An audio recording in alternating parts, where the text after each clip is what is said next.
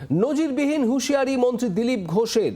ওরা যা করেছিল তার বদলে কিছুই করিনি, যদি করতাম রাস্তায় নামিয়ে জামা কাপড় খুলে পেটাতাম। এখনো করতে পারি, কিন্তু আমাদের সংস্কার রয়েছে। নজিরবিহীন হুঁশিয়ারি পঞ্চায়েত মন্ত্রী দিলীপ ঘোষের।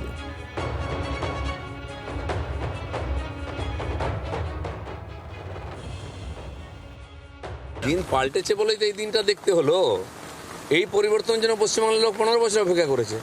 সেই জন্য আমি তো কিছু বলিনি, কিছু করিনি, আমার সঙ্গে ওনারা যা করেছেন। আজ যদি করতাম টেনে রাস্তায় জামা কাপড় খুলে পেটাতাম, আর এখনও করতে পারি, কিন্তু আমাদের একটা সংস্কার আছে, আমাদের নীতি আদর্শ আছে, আমরা করবো না।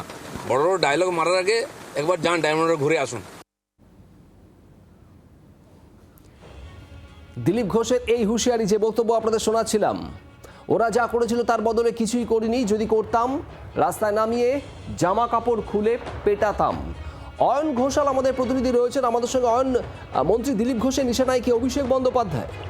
অবশ্যই তাই, এবং তার থেকেও যেটা গুরুত্বপূর্ণ বিষয়, তোমার মনে থাকবে 1.5 বছর আগে খড়গপুরে দিলীপ ঘোষের বাসভবন, সেখানে ঢুকে কার্যত তাণ্ডব চালানো হয়েছিল।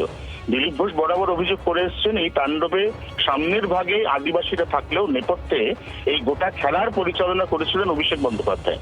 এবং সেই থেকে অভিষেক বন্দ্যোপাধ্যায়ের উপর কার্তিকুলের ওই ঘটনা নিয়ে তার প্রবল রাগ।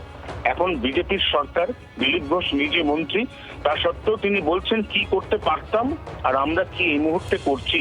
অর্থাৎ তিনি তার মনের মধ্যে তীব্র রাগ থাকা সত্ত্বেও এখনো পর্যন্ত যে সংযমের রাস্তাতেই হেঁটেছেন, সে কথাও কিন্তু বলতে দ্বিধা করেননি দিলীপ ঘোষ। ধন্যবাদ অয়ন। বাংলার আওয়াজ, বাঙালির আবেগ, জি 24 ঘন্টা।